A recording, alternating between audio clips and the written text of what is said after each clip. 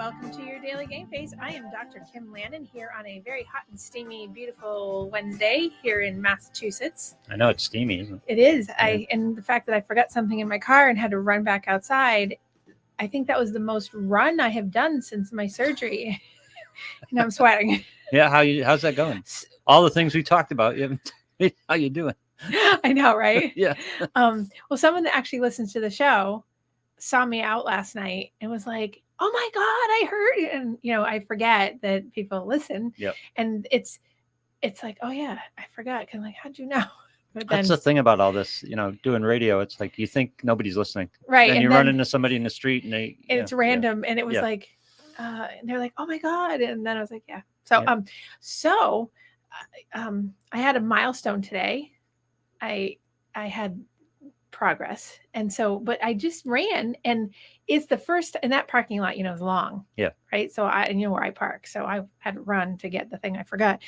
And I did not. Really? You do the marathon. It's like 40 yards. I know that, but I haven't run. Yeah. Listening skills. Yeah. Listening skills. I ran further, and that's the first time I've actually run. I did a whole hike this weekend, actually, but not heavy, like, Yeah. And I did fine. I was a little, but that run, I didn't have that pain that I usually get right when I start running for the past years. I would get that pain right in the gallbladder area. And now I was like, oh, I didn't have it. There's no gallbladder. No. Can you eat anything? Yeah. Well, yes. So here's the thing. And they told me, and I read, and also knew this after the fact, because, everyone's like, why didn't you know? You always know about your things. I'm like, I don't know why I didn't know. It's the question. Like, why do I have to know everything about myself? Right. But the food they've told me that, like, well, once you have your gallbladder out, you might not want to eat as, I'm like, oh, right. So I'm still on and I have a feeling this is going to stick. Unless it's clean, thank God I'm a clean eater, right? Unless it's clean and just like grilled, or just basic lemon, or lightly butter, or not even like, me with butter is very minimal, but like grilled. Grilled is my friend, and it's been a friend for a long time. Like we grill in the winter, we grill all the time. And then, but if it has anything with a sauce, a gravy, the thought of that, is like, right now I can conjure up the thought of that and go, Okay. So last night, John, it's always on John had a large plate of, food, because that's what he does, is real food. It's for his living. Because he's a man. Well, also it's a living for him, is to eat. Yeah. And it had a heavy sauce on it. And I took a bite, and I was like, not having it. And maybe 3 bites later of my own food, I was like, not having it. So, and it had a sauce on it, and I was like, wow, that was a waste of everything. Did your body respond that quickly? Like, you take a taste of it, and well, it was like after I ate it, swallowed it, and was like, ugh. Yeah. So, and also I love broccoli. It's not happening. And it's just like, it's just not even, it's not the side of broccoli that everyone always like, oh, I can't eat broccoli because it gives me gas. This is not what I'm talking about. Yeah. So, and I never had I never had an adverse reaction to, when I was having that issue that, I threw up broccoli. Sorry for everybody that's a metaphobic that's listening. But, do you know what a metaphobia is? No. It's the fear of throwing up. Fear of throwing up. Yes. So, but no, it's just broccoli, and cauliflower's fine. Broccoli, for whatever reason. I ate a lot of asparagus this week. That's good. And I made it nice and squishy. I don't know. It's like I need to have squishy things. I don't know. But no pain. I still like it crisp. Well, I like it in between. Yeah. But I made it squishy this week because I'm having a thing in my head about food. Not because I'm restricting, but because I'm like worried. So I've added a few things back in, and I'm like, I'm just going to stick with what I've always eaten. Because everyone's like, you can eat anything now. And I'm like, I don't really want to go back to crap. I'm just going to eat clean. That's what they told me. They said, that's why they sent me home with a sheet instead of the pile of papers that they send everybody else home with of don'ts. I got one sheet, and it had nothing on it. And it was like, you're discharged. And then they just said, just keep eating what you always eat. I still prefer my strategy. Don't eat stupid 100% of the time. Yeah, but I think that doesn't work for anybody. Because, I mean, maybe for you, because I think you're mindful of it, but I think for most people, it's like, don't eat stupid. That's every day. Most people that I know that are having struggles with their food relationship, which is many people, every day becomes a possibility to eat stupid, and therefore it's justified that, well, I ate a salad, so now I can have like, it just doesn't work. Yeah. It's a mind game that people get into instead of just being like, I'm not eating that, period. And when you get into the pattern like I've been which is grilled whatever, no sugars, no bread, no pasta, well, limited pasta with, like the pea pasta, the cauliflower, and no red meat and all that stuff. I know that people who are listening are pro red meat. I am not, because my body doesn't like it. And I'm not even willing to put it back in just to try. Yeah, no, that's fine. Because I'm like, I don't, I mean, that was one of the first questions that the lovely emergency room doctor said, was like, how much red meat do you eat? Because when they thought I was like cirrhosis of the liver, I was like, none. And she was like, oh. She's like, how much booze do you drink? I'm like, very limited. Especially in the past year, because I was doing training. Did she use the word booze? I'm trying to remember. No, she used alcohol. Yeah. But I used booze. Yeah. And I said, no. Well, and she and I laughed because I was like, well, in college. And she laughed because she knows how old I am. She's like, well, that was a long time ago. I'm like, I said, yes. I said, well, because of course it looked like in the blood work that it was that. Yep. But then now my blood work is showing that there's no issue. Huh. Excellent. So no lasting damage? Hopefully not. Well, the next thing I'm thinking, oh, here goes the pancreas. No, you don't need that either. Yeah, you actually do. You actually do. You have to process cortisol, hormone. Yeah, you do. Sugar, we don't want diabetes. No. No. No. I mean, do we? No. Okay. All right. Jeez, Lou. Sorry. God. So anyways, my run from here to the parking lot and to the car was successful. All right. Congratulations. And as I ran out of the building, every single person that saw me just come in was like, oh, what'd you forget? I was like, thank you. Thank you. Deja vu. They all know me. So anyway, I was just going to update. First of all, last week's show was the beginning of it when I talked about my angst. Yes. Oh, wow. I got a lot of response from that. But surprisingly, it wasn't just about like the content. It was about people figuring out what I was talking about. You went very obtruse. I thought I couched it really well. So I apparently didn't. But people are super smart, or people just know, obviously, and had good intuition to know, and were lovely. And I got some really good feedback. And I had a very nice email from someone who actually listens, who I won't say who it is, but it was a very uplifting, feel good email of that they had pulled over to the side of the road into a gas station as they were listening, to write me an email to say that they had figured out what was going on and that they knew. And they wrote this very inspiring, settling email. So it helped me. So for all those who were asking what happened, as I came in and said, well, the person folded like a cheap suit. And it was the most uninspired. It was like, you like, what? If you're watching, I'm like looking around going, wait, where's the information that we were going to talk about? It's gone. So all of that we can do it behind a screen, but we can't do it in person. So I was ready, as you know. Well, we theorized that. Yes. And he and I had a little back and forth about it, but I was just like, unbelievable. And I could feel some tension in people waiting, but with the particular person that I was like, I was like, open door, neutral, like, here it comes. And it was everything but that. Yeah. I mean, it was so the opposite. It was like crazy. Nice. So it was relieving. It was relieving because I was like, I was all prepared for. We have to prepare for these things. Yeah. And so anyway, so it was good. So do you feel like it was one of these cases where you were fearful of something that wasn't going to happen, or you think it changed? No, I think it changed. Yeah. I think I think that my responses in my emails that morning when I said I was going back and forth, going, right? I think that my responses, and this is actually a good skill, and I've been teaching this a lot lately, is not reactive, responsive. So they're in here when we were talking about it, it was more open about like the whole scenario, but it's more about when you respond to something that what's the underside of the agenda, and you're responding only to the content on top of it and not to what's driving it and assuming what is going on. Right. I think it shut it down. Yep. Because I think there's a fear on the other side. Ooh, God, did you hear that? I did. Yes, I'm having a wireless caller call me, which means it's a scam call.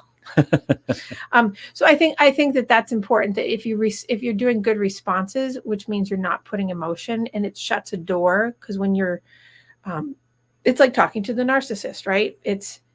This is my truth, therefore there's no room for emotion. It's not, I know that you said that I said that you said. It's not that. It's, this is my truth. There it is. And there's not a lot of debate. Yep. You could have your truth. That's great. I can have my truth. That's great. But I'm not moving and you're not moving. So we're not going anywhere. Well, a lot of these situations are the other person seeking an emotional response from you, aren't they? So limiting what you're feeding them can often be the best response. Well, that's why it's so good about like the whole tethering thing, is when you're tethered to someone because they narcissistically use you as a supplier for their well-being.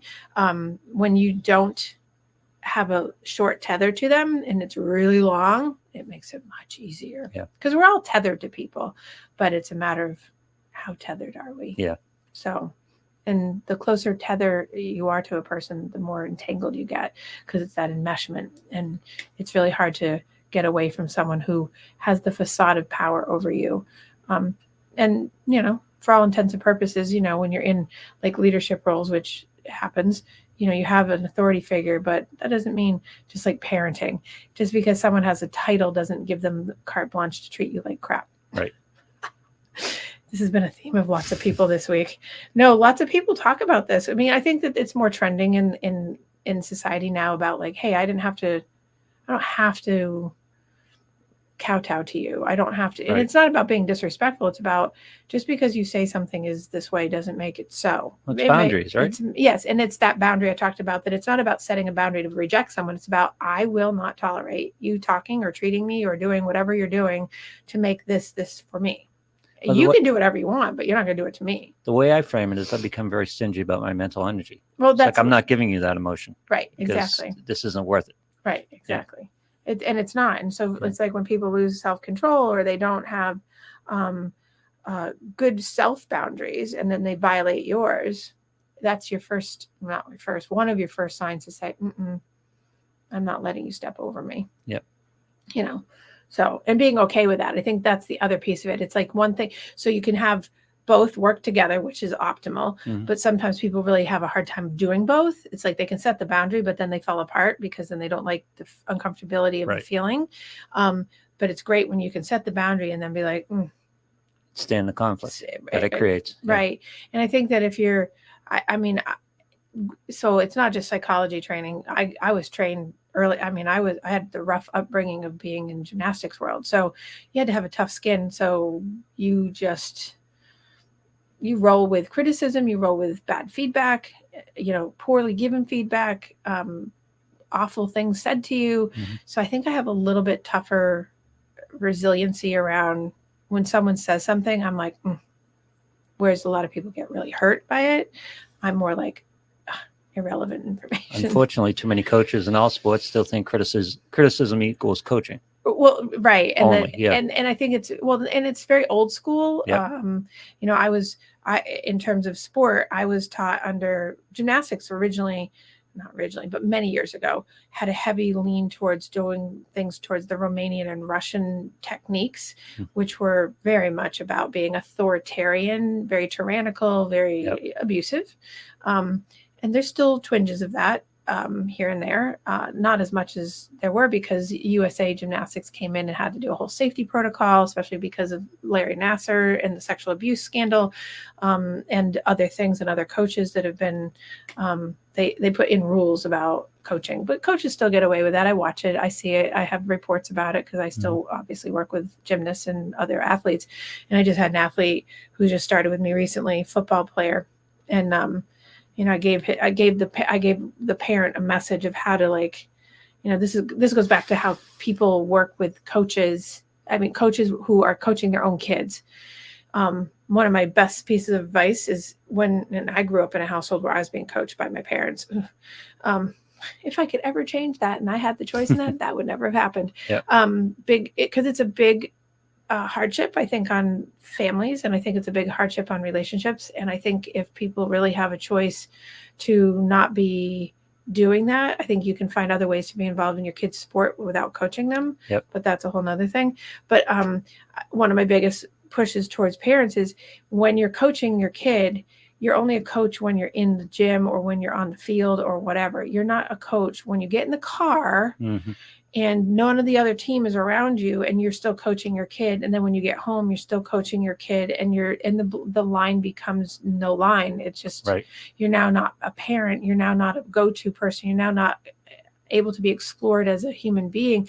Now it's always in coach. So a kid won't come to you as a parent or as a friend in the healthy way. And because if you have a coaching relationship that's tumultuous, which many coaching relationships with their kids are, it's not healthy. So I had this is not the first.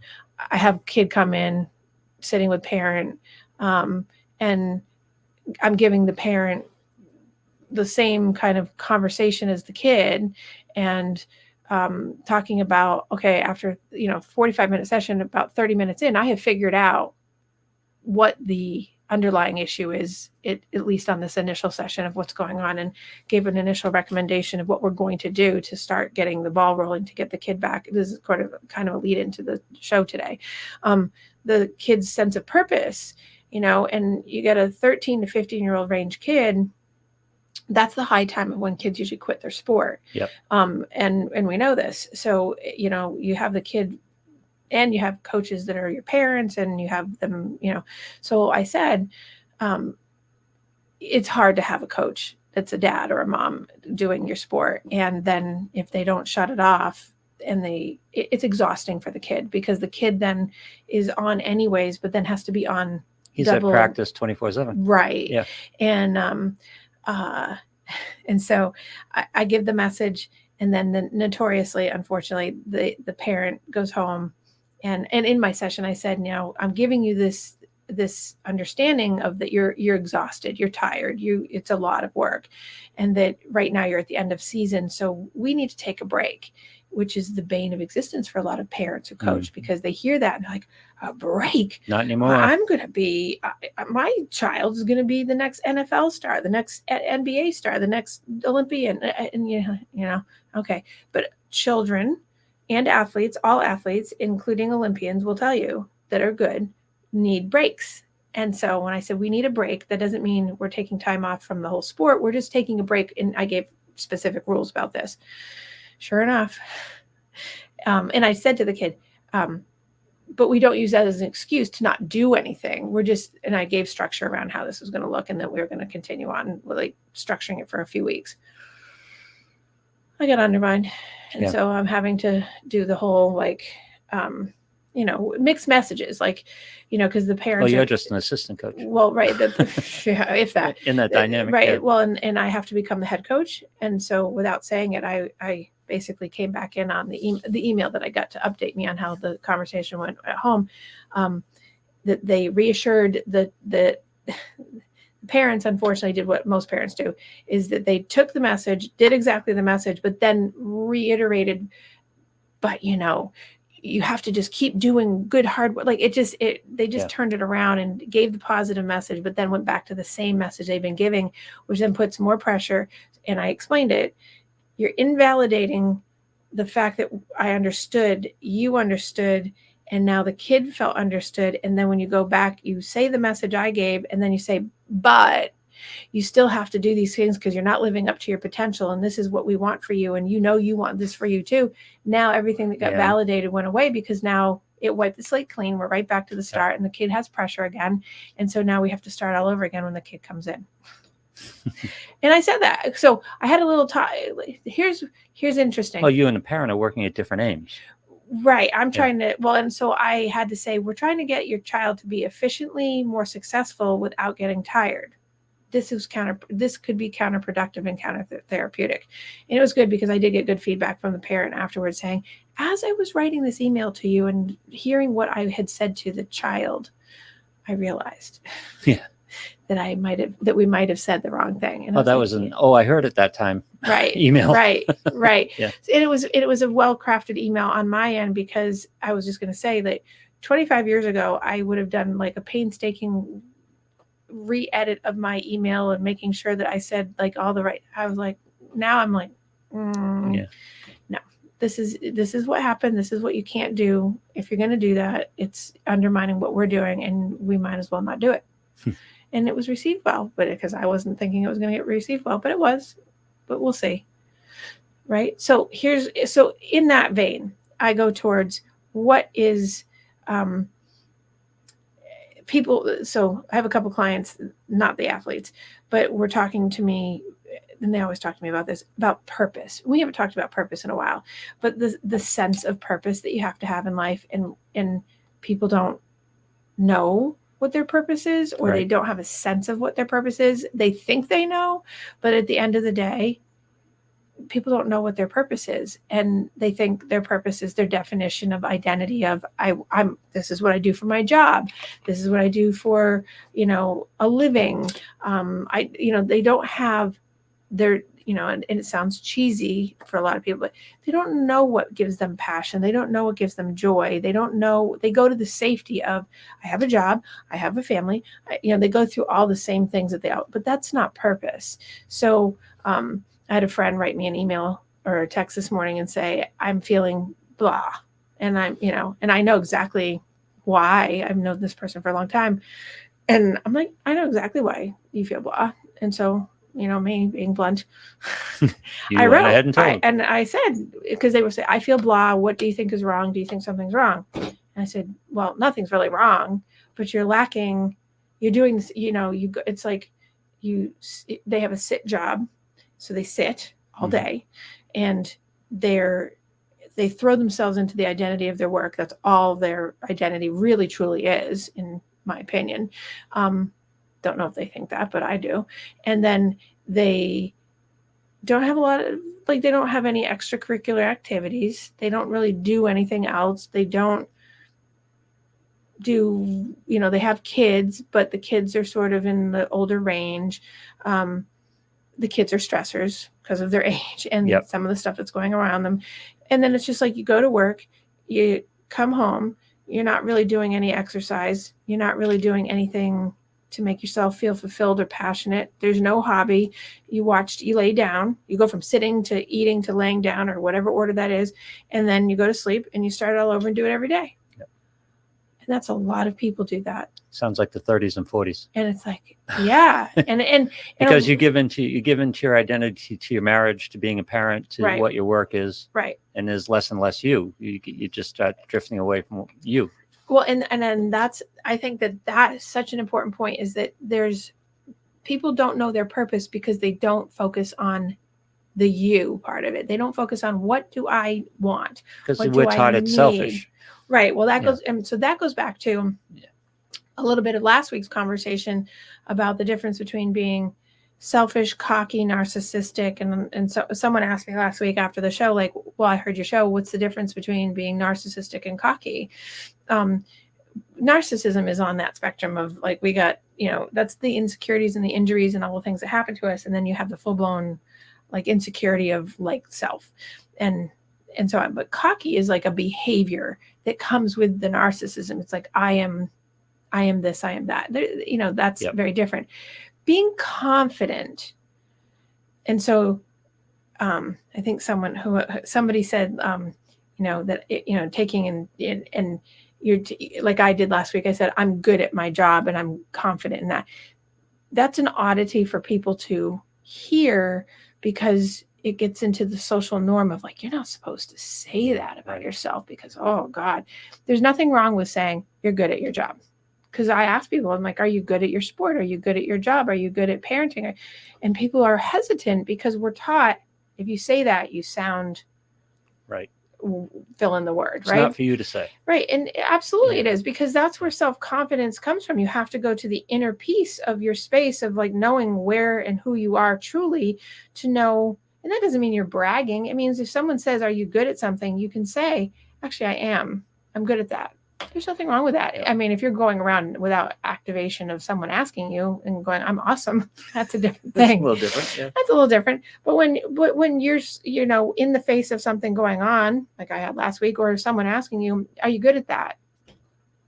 You're not gonna be like, well, surgeon. I'm not gonna ask my surgeon the gist of my surgery. Like, so are you good at that? And he says, well, I'm not really sure. I'm going with no. We're not going with you. I'd rather have and that's why I love my surgeon, because he was very confident, but he wasn't cocky or narcissistic. So that's why I loved him, because he did not have that quality to him. And it might come across to other people like that, but I just know the difference, right? But that goes into finding your sense of purpose, because if you know if you really have a good sense of yourself, which I think we know research wise that when you ask people and you have a large end population that you're asking, people do not know themselves very well. Yeah. They will say that they do, but when you come down to it and you ask really specific questions, they don't know. Well, that's the difference between cocky and confidence, I think. It comes down to, are you convinced you're good, or are you trying to convince someone else you're good? Yeah. Very good way of putting that, because that's true. And I think more people try to convince people that they're good because that's the insecurity, because they want to be good at it, or they want to be good at lots of things, and they're not able to let go of, well, that's not something, Or their ego is based on their status of being good at something. Right. Yeah. Like there's very specific, I just had my first class for the summer last week, and I'm really specific about what I don't work with, who I don't work with, and why I don't work with them as a population, which I won't go into here, but because I am not confident that I would do a good job.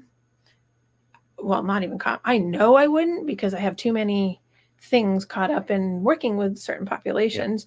Yeah. And then I've also learned in the past 29 years coming into that there's a specific population that I will never work with again, as you know why. Yeah. Right. But that was a learning curve, because it was like, oh, yeah, that's not for me. And I'm just not, I'm not good at it. I don't have the patience or the tolerance for the abuse that comes with that type of population. Yep. But I'd rather work with a narcissist all day. So there's a difference. So, yeah, I get it. So finding your sense of purpose, going back to that question, is most people do not know themselves well enough to really answer that question. So that's why it's hard to answer that question, because people don't know how to answer that question. And that's why, I don't know, maybe last year I did the show, or maybe the year before, on finding your joy. Oh, there was so much feedback that I got from that of like, I don't even know what that word means, because when you say find your happiness, people kind of had that stereotypical, like, be happy, right? But when I say don't use the word happy and really say what brings you joy or passion, people are like, I have no idea. Too many people confuse happy with lack of stress. Right. And like neutral, like I'm not stressed out, so I'm happy. That's not the same thing. Right. And so if you're a person that gets up in the morning, goes to your job, comes home from your job late, makes dinner or goes out for dinner, then comes home and lays down, goes to bed and starts it all over and over again, you're lacking joy, you're lacking happiness, you're lacking whatever you want to call it, but your purpose is, and then you wonder why, or you don't wonder why, because many people are just used to doing that because they think that's their life mission, is to do that you have no purpose, you have no feeling of excitement, you have no motivation, you don't have any reason to feel like food is enjoyable, or getting out in the sun. I try to I have some kids that I have in my practice that they don't get monitored a lot by their parent, and they sit inside all day. Like I call them the vampire. Like Yeah. you're vampiring. They're bright. They're bright white. They're vitamin D deficient. It's sunny out, and they're always sick in the summer. Yeah. And well, they're sick like because they don't get out. And you go, you have no sense of purpose, and you're only 17 or you're only 16 or whatever. You have no sense of purpose because you're modeling.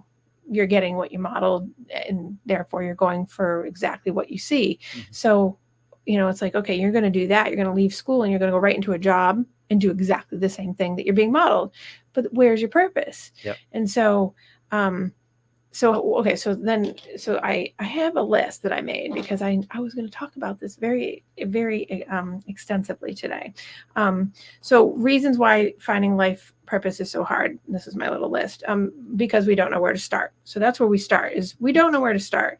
And everyone basically fears, there's a fear that people don't realize what their chosen path because we're told is, and so we're told what our purpose is. Well, and it's not always true. And also, we're guided into the path that we're supposed to go on inappropriately. A lot of times, parents really heavily, and this is not like a faulting thing, but it's just because it comes from parents. That's where it gets taught that I don't want you to be that, and I don't want you to go away to school too far, and I don't want you it's all these parameters around someone's purpose and passion because a parent's agenda.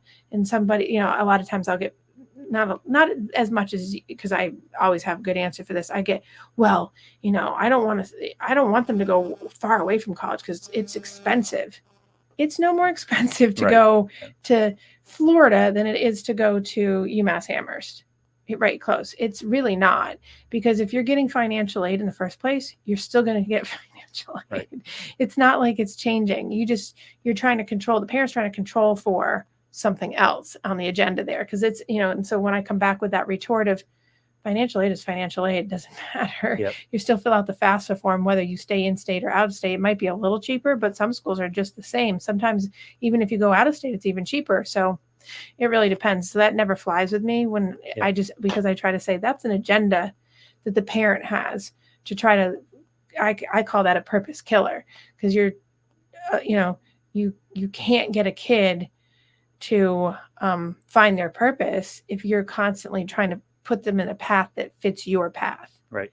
And that's one of the biggest starters, or the non-starters for people, because they don't know where to start because they're being guided to choose a path that may not be the right one because they're already off the path. Yep.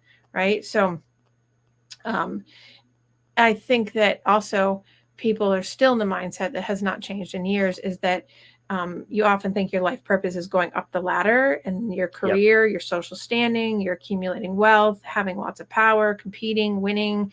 Like that's a lot, or that's what society is telling you your purpose is. Right. And so, but what if your life purpose has nothing to do with that, which is shocking to lots of people when I say it. I say, what if your life purpose has nothing to do with your career? Take your career off the table. I get that blank look a lot, like, because that's the identity. It's like, what do you mean? Or your life purpose right now isn't school, right? Because, what if it's really about recreating yourself and living authentically, which people obviously do the eye roll of like, what does that even mean? Like living your real, your real life. Like, what are you wanting to do? I have people in my life that don't want to go to college, for instance, and they want to go live out in Utah and or Colorado, and they want to design ski equipment and things like that, because that's their passion, is to do that. I love that. Yeah, I love that. It may not make them $1 million. It may make them $1 million. I don't know, but it's always, that whole thing of you have to have a plan A and a plan B and a plan C. And it's like, well, do you have to have a plan? I think you have to have plans for sure. But do you have to have this very specifically? You have to go to college and you have to do these things. We're not on a trend where people are going to college as much as, certainly they are, but you have to have a plan that's not just socialized, that I'm socially normed, that I'm supposed to do this, and then after I get out of college I'm supposed to get married, I'm supposed to have children, and I'm supposed to, no, it's right, it's wait, what do you want to do? And yeah, you want to make money, but you can make money doing things, but you have to be applying yourself. So a lot of kids that I talk to hear some of those messages in the world, and I have to recorrect it, in my opinion. I recorrect them mentally around the cognitive narrative of you can't do nothing, and it can't be less. It can't, the something you're doing can't be less than what your potential is. So if you've graduated and you're still not really doing anything and you're just laying around and hanging out at the beach and hoping something will fall in your lap and you're babysitting or whatever, yeah, that's not it. That's not it. And you're not doing anything that's purposeful, and you're not going to be happy. And and I have people also that have generational people around them, and this is one of the things about what gets in the way of finding purpose. Generational familial and friend people around them that will tell them, you don't, this kills me, you don't need to do some of those things that people do, because you just have to marry well. Yeah. And I'm being nice with the words I'm saying, because that wasn't the actual message that I've heard. It's much stronger than that. And like, that is such a disservice to a person that, one, is female, because nobody's telling a man to do that, by the way.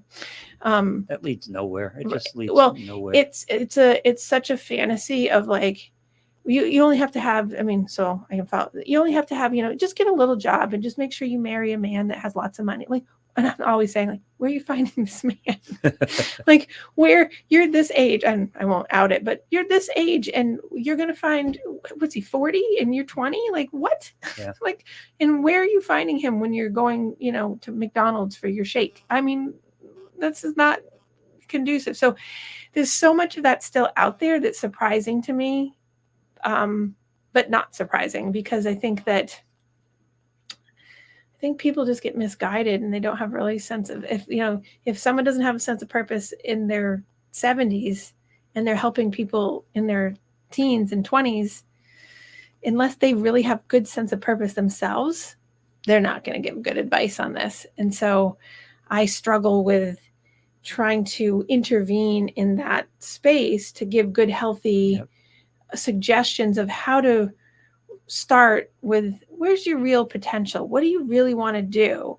And I think it's so misguided, because so many times it's really not, well, I had someone last week say, well, I wanted to be an artist, but my dad made me be a lawyer. Yeah.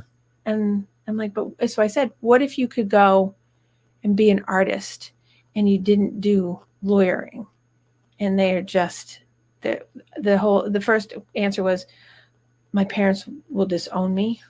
And I'm like, ugh, conditional love, right? Yeah, really. They won't talk to me.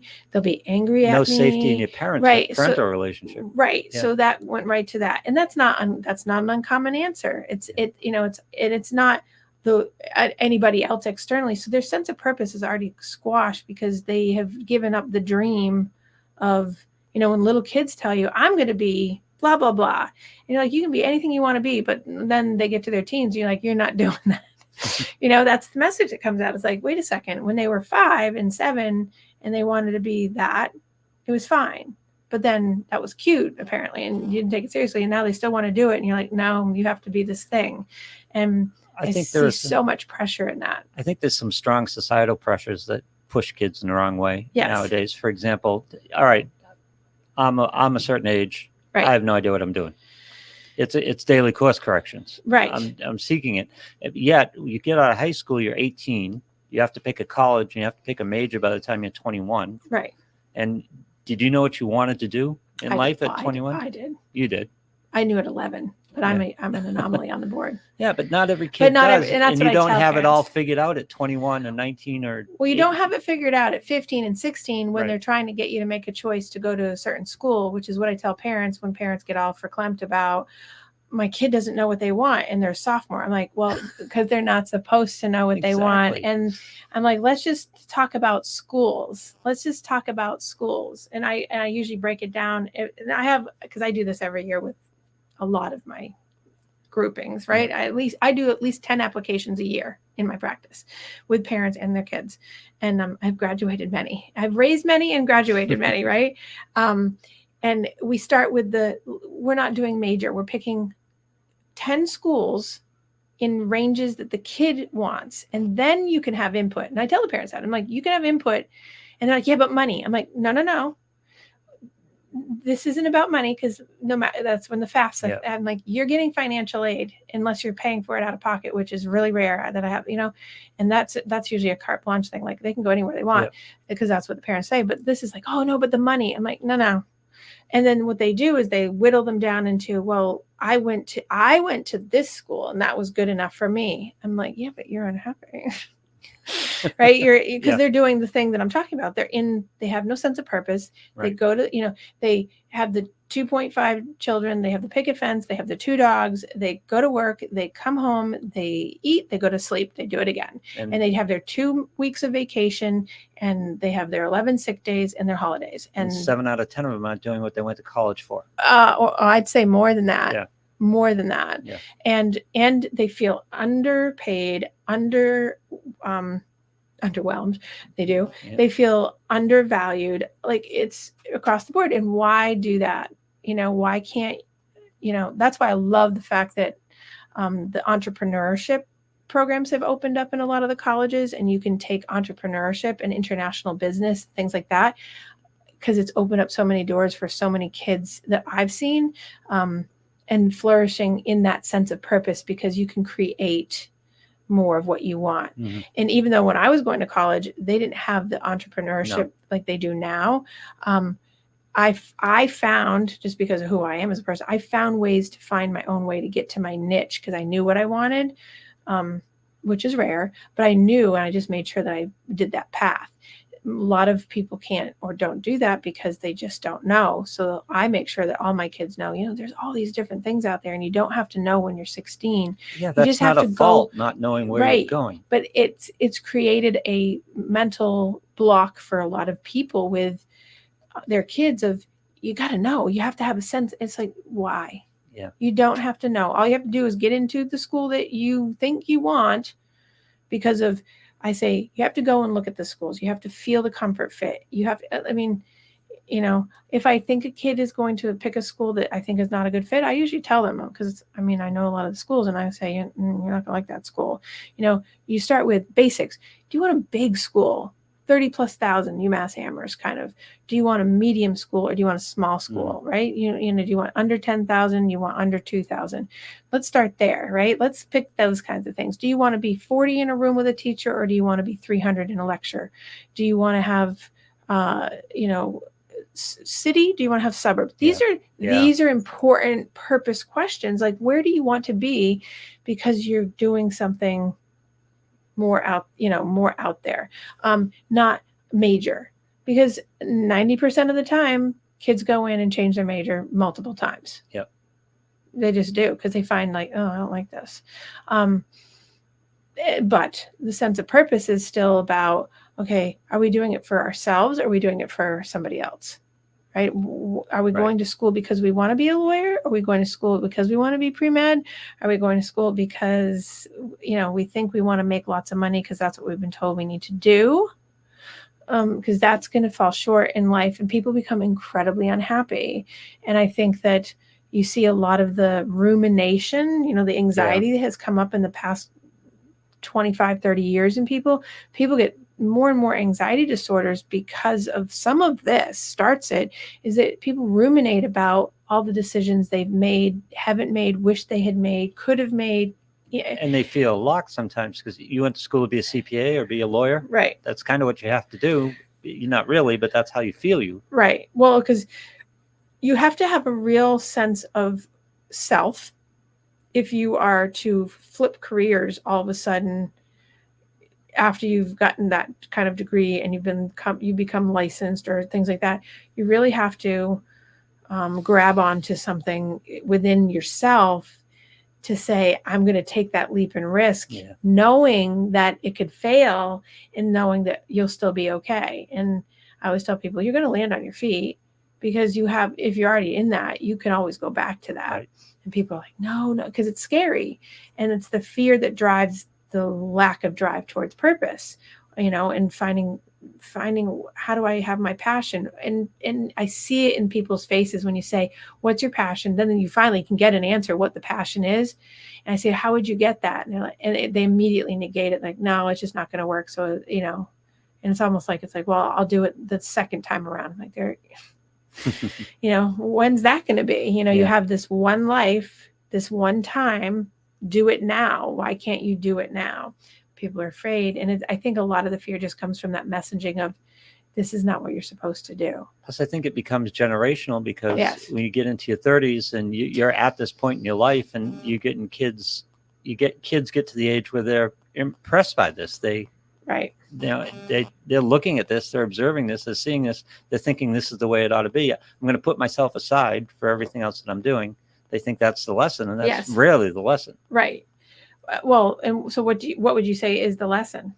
Lesson is don't put yourself aside. Right. And so it's the exact opposite. So my first thing on the list of, why is it so hard for people to find their purpose in life is because you're living from without rather than living from within. Yep. You put yourself aside. You don't think of, and this is not about self-centered like Gen X or like, this is about, you're not living authentically. You're not living genuinely to yourself. You're living from the external world, feeding you information to make you who you are, versus I'm not living with my own awareness of my own inner being, of what I really want and how I want to do it. And a lot of times people can't come up with that because they've just been so squashed in terms of years since they even thought about it. Right. And not even thought about it, but it was, when it was thought about, it was taken away because you can't do that. That's not what people do. You're not supposed to do that.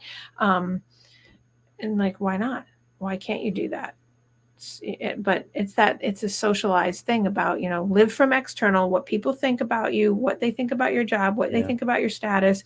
And, the consequences of not discovering your life purpose ends up, and this is what I see a lot, and this is my friend this morning, that chronic lingering of dissatisfaction and the lack of inner peace and unsettledness, or that feeling of blah.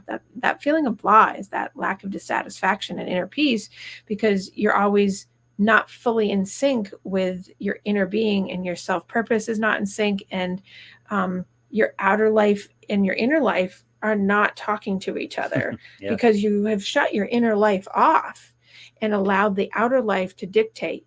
Work dictates, got to come home, got to eat, got to sleep, got to do it again.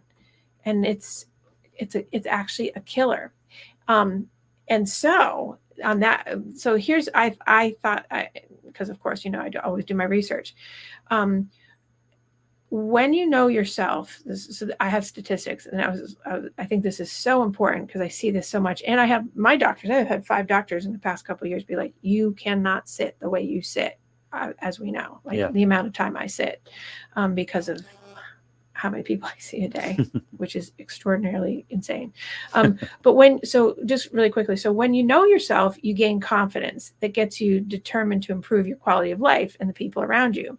So the studies that they've done around this, which is why I already know, and then the doctors were like, even the doctors that I just saw were like, you cannot sit in your job and think you're not going to have like internal organ issues like you do, which is why I got the extra treadmill. I have treadmills everywhere in my life now. So it's raining, I'm on a treadmill. And my client's like, what are you doing? I'm like, I'm walking on a treadmill. So, and I've got clients that have now gone out and bought treadmills, little ones, those little walking pads, right? But studies have shown that those without a purpose, super important, that inner purpose, or with a low sense of purpose, have 2.5 times more risk of dying early. And that means early, like 50s and 60s, than those who have a high sense of purpose. So the mortality risk for the lowest, like people who I'm talking about, like sit, get up, go to work, sit, go out for dinner, or do like basics, go for dinner, eat, lay down, go to sleep, do it all over. Highest risk of more, because they're not doing anything. And even on their 2 weeks vacation, they might go do something, but they're still so tired that they're sitting and doing that, right? Then people with the medium sense of self-purpose, so those are people that are sort of doing, like, maybe they golf on the weekends, maybe they bowl once in a while, maybe they, but there's nothing like a hobby, like I have a second thing that I do, right? The medium sense of self-purpose is almost 2 times, it's like 1.7, but it's almost 2 times higher risk of dying early than not. And then the high sense of purpose, people who really pay attention to their inner self, people who really pay attention to what they are beyond their job or beyond their home with their kids or their husband and wife or whatever it is, they have only like almost 1 times more. It's like almost negligible of early death, like mortality because of health reasons. I think that's pretty significant, so when you work towards true purpose, it helps you realize that your innate talents and outstanding characteristics that are there, you acknowledge your strong and weak points, you raise the bar for internal self-efficacy, your self-belief to be able to do things, and it makes your life longer. So how do you change? I mean, I made the change for myself in terms of, it's not purpose, but it was a purpose to live longer, that I got another treadmill in my office. And I explained to people, I'm walking because I don't want to die. And I was very clear. I do not want to die young. So I sit a lot, and they all know that. I mean, I have clients that are like, you sit too much. I'm like, no kidding. Right. And then, and then I'll go run 10 miles. It's like, that's not healthy either, that I'm up, down, up, down, up, down. But it's about making sure you understand that if you are, it kind of goes back to when we talk about food and weight and things like that. If you're a 20-year-old who's 250 pounds and you're sitting all day and you're doing nothing, and your sense of purpose is you don't know, and you're kind of flailing, you're looking at a lot of health issues and an early death. And when I see kids, 20-year-olds or in their 20s like that, I'm like, if you make 30, I'll be surprised without a massive health issue, diabetes, stroke, cardiac arrest, because more and more the food product, it's the whole thing goes into that. So different show, different time, but it all goes into that. So, so the first thing I said was living from without and not from within. So really focusing on living from within yourself. So you don't have consequences of not discovering your life purpose. And that it's that if you think you're chronically living in dissatisfaction, that's a flag for you, and not a green flag. That's a red flag to say, I'm dissatisfied, I'm blah, I need to move this because I'm lacking something. And you got to find something outside of it. You got to find something more consistent. I tell people that are going into retirement within 10 years, I'm like, you have to have a friend group, a hobby or 2. You have to travel. You have to have stuff, because when I first started my career, I worked at McLean Hospital, and I worked with elderly people and people who were in the age of retirement and on, and they'd be coming in because they'd be severely depressed and having massive anxiety in their late 60s and early 70s or 70s and above, and were facing death, and all of a sudden would have health issues because they had retired and they had nothing. Right.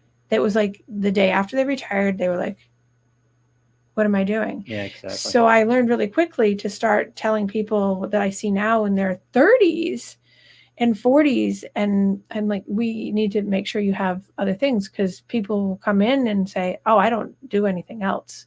I'm too busy. What are you too busy doing? Like, you have time to do stuff for yourself, but they don't, because they're so focused on, well, I got to take the kids here, and then I've got to go to my in-laws, and then I've got to go here for my parents. And I'm like, oh my God, I know it's coming. And so that also goes to the mortality rate of men. Unfortunately, when men retire, now the trend is shifting because more women have been in the workforce and in higher, like more stress positions and so on. But when men retire and have nothing else, and and women have been doing, even though they've been working, they always have friend groups, they always have that stuff, so they have protective factors. Men will be more likely to die within the first year of retirement than women.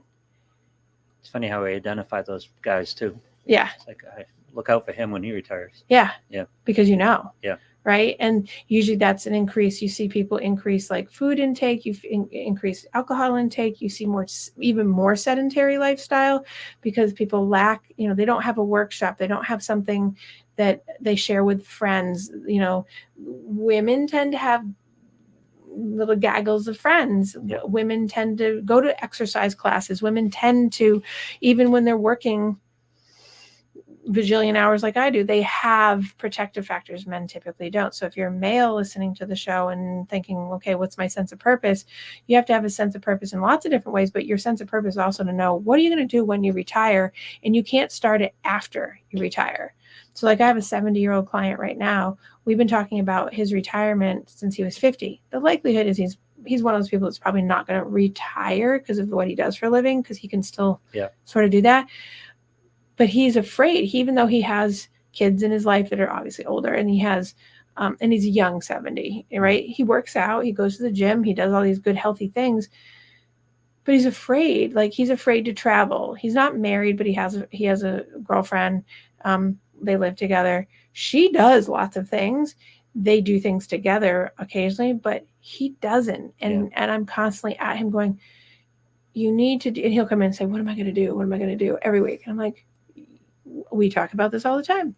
You need to find out. I was like, get outside, hike. He lives in New Hampshire. Mm-hmm. Go hiking every day. You live near trails, mountains. Go, swimming. Go bowling. You have guy friends. But unfortunately, one of the things that he does is what I see a lot of guys do. They pick up guy friends that they hang out and they go to like the pool hall, and then they play pool and they drink and then they smoke, and I'm like, oh, and then he doesn't feel good. Right. Like, so we're not doing the things that would preserve your health. Yeah.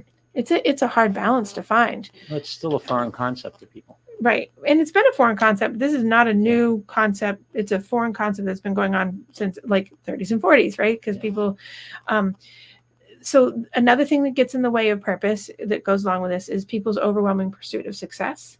Yeah. Is that there's a preconceived notion of what success is, and it's how you define it. Like, success for a lot of people is money. Bank account. Yeah. Bank account. And is that really success?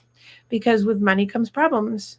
I just had this conversation with a client yesterday, and we were talking about, are they happier if they had more money, even though they struggle without lots of money? They're like, I don't think I'd want the problems that come with all the money. They're like, it would be I think they had a good thought on this. It would be temporary. Yay, this is awesome.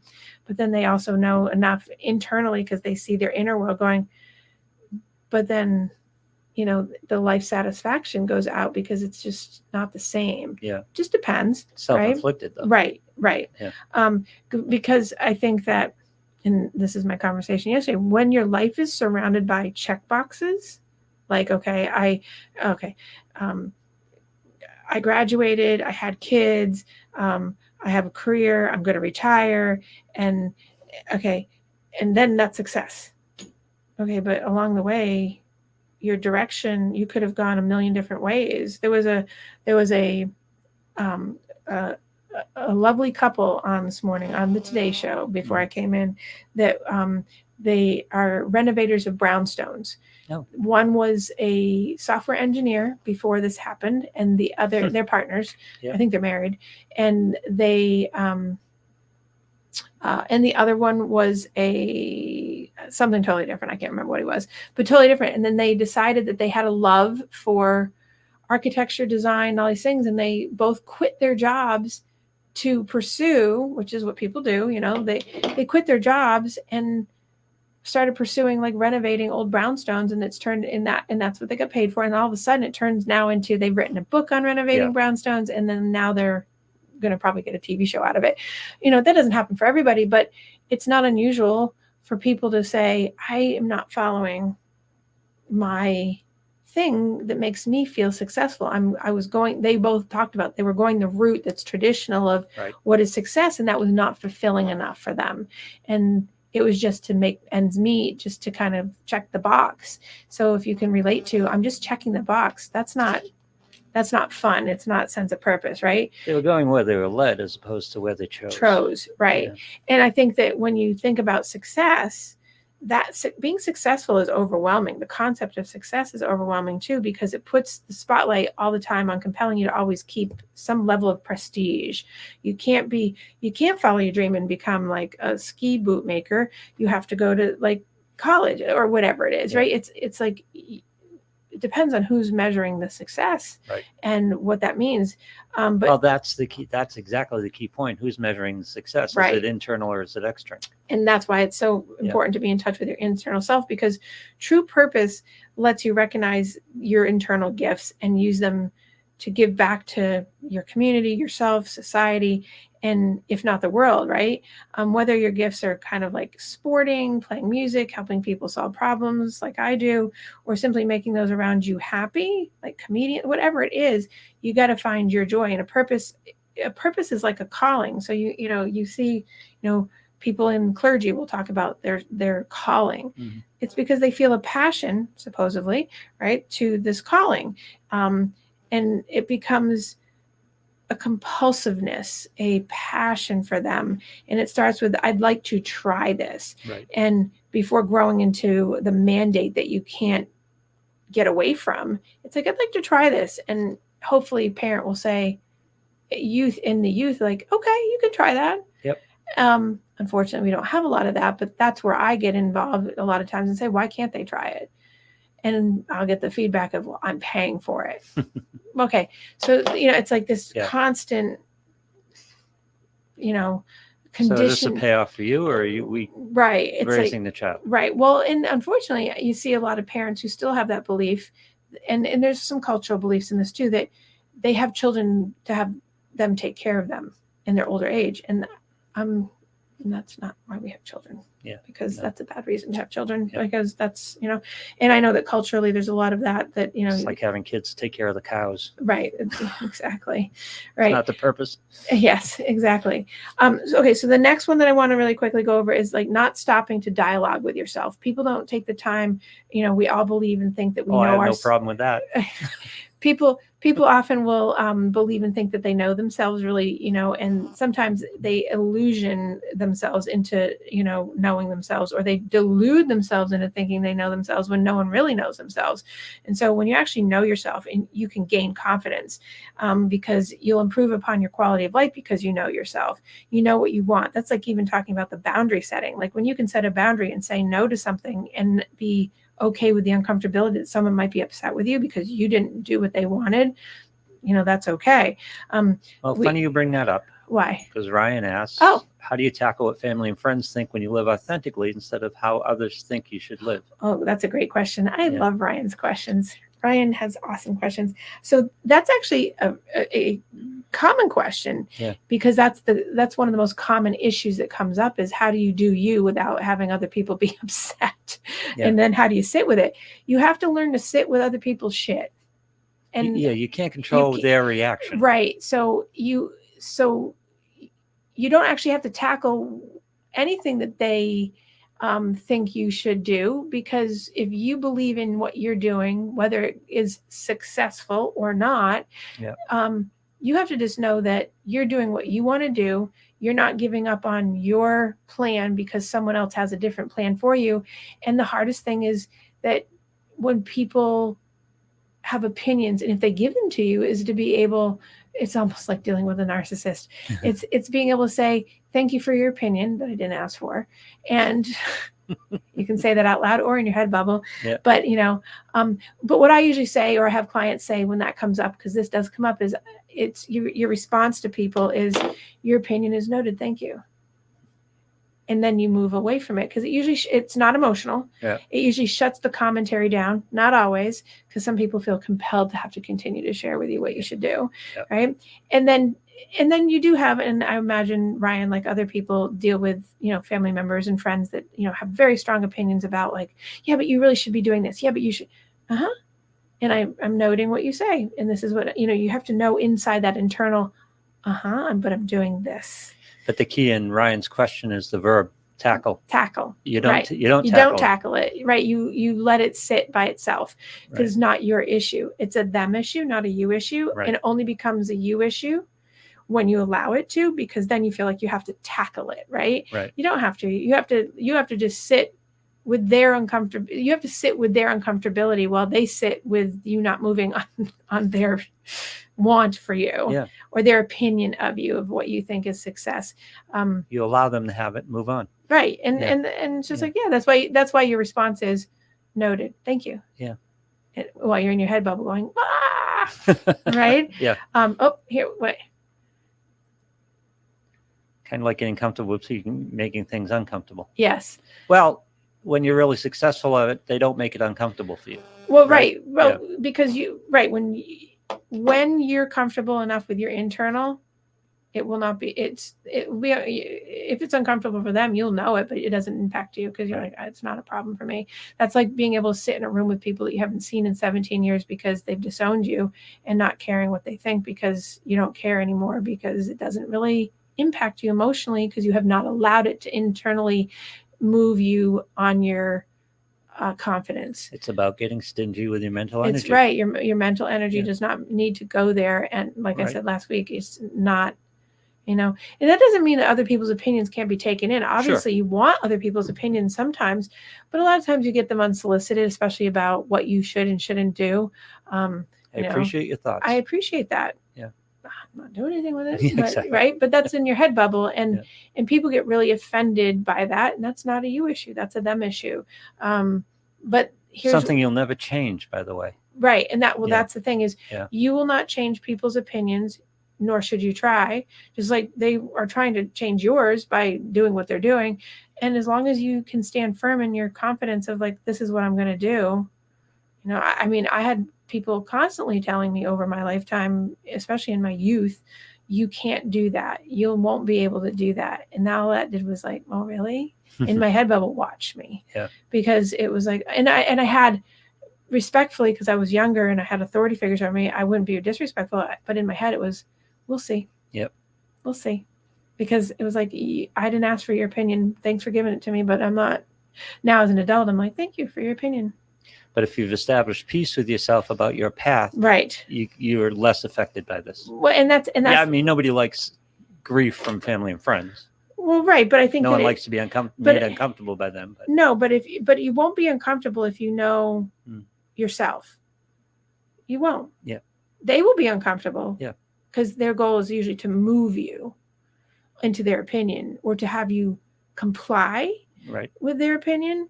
But when you know yourself and you gain the confidence that gets you determined to improve your own quality of life and people around you, basically you increase your sense of purpose and it bothers people. Kind of like the show last week. When you're confident in what you want and who you are and what you're doing, it moves you and it does not move other people. It moves them sometimes in a negative direction because they don't like it. Because it's not what they would do. It's not how they would do it, but it doesn't really matter. Forces them to get outside of their perspective, and some people just dig a foxhole, and that happens. Right. And they just dig in and battle you. Right. Yeah. Right.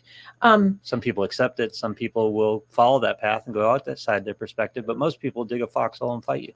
And well, that's the thing. Most people will do that because it's not what they would do. And it's also because people subconsciously, okay, so here's the other piece, we only use a very small part of our conscious and subconscious, and we really should use it more. People will push us because they have the agenda, even if it's not conscious, they'll push us into something because they are so adamant about how they are in their lives that there's where miserable people love miserable company. I'm miserable, so you got to join me. What do you mean you're going to go off and do something amazing? What do you mean you're going to do something that's like off the wall or different?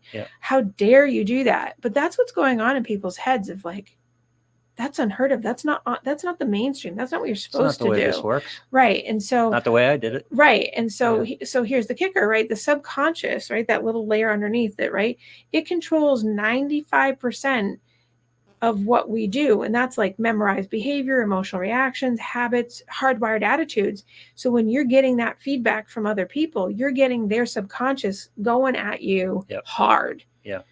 Instead of you, and if you listen, you'll fall in suit, which is that's where I get a lot of people that are like, but my parent, my spouse, my friend, like they all want this for me. But what do you want?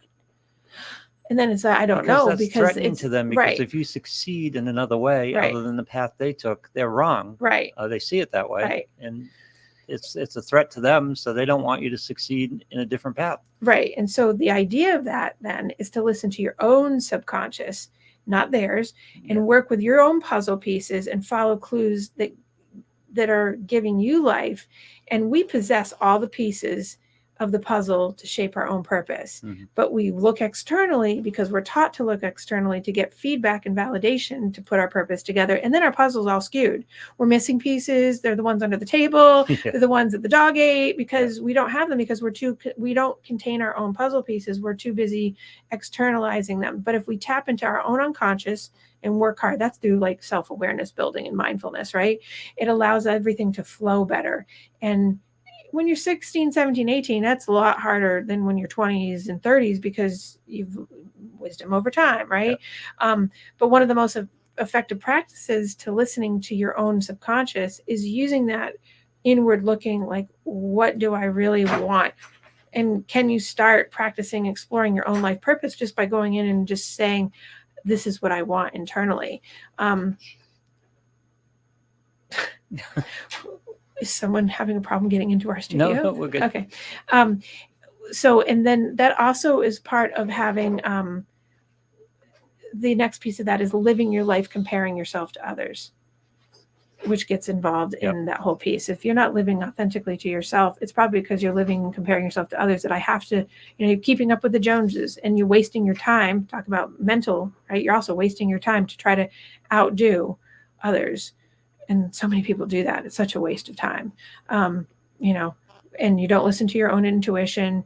You don't know what to do with your life because you're not paying attention to yourself, which leads to that other thing that gets in the way of finding purpose, is then you lack direction because you're so scattered, because you're so externally driven instead of being internally driven. Yep. So what can you do? I'm going to go through this really quick, and then I can revisit it next week because the time on the wall says. So what can you do to find life purpose? So I can go through this in more detail next week, but explore your own interest, really give them a really good once over to really make a list, or really look for those things. Discover yourself by meeting new people. Put yourselves in situations where you can find new people. So that means you're not going to be able to sit at home and sit at work and think you're going to find new people, right? Stay close to positive-minded people who do not soul suck you and take your energy. Usually people who are stuck in a loop that are not finding their own purpose are usually stuck because one of the reasons of several is because they're around people that are crabs in the bucket pulling you back, right? And that's a big one. And so I can go through those a little bit more next week, but why is it so hard to find your own purpose? It's difficult to find your own life's purpose because you aren't focusing on yourself, not in a selfish way, but just you're not focusing on you. And finding your life purpose is all about discovering the truth of you and your true self, exploring your own interest, and drawing inspiration from other people who you see have been inspiring to do that, and like take risks and do things and say, I can do that too, instead of just being like, oh, I'll just put my toe in the water. No, jump in. You'll still land on your feet. It might not be perfect, but I will say more about that next week because we had to rush through.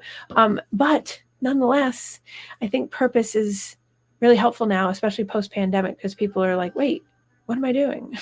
So, all right. On that note, you guys have a really lovely, hot, steamy day here in New England, and I will see you all. Oh, we lost lights. I will see you all next week.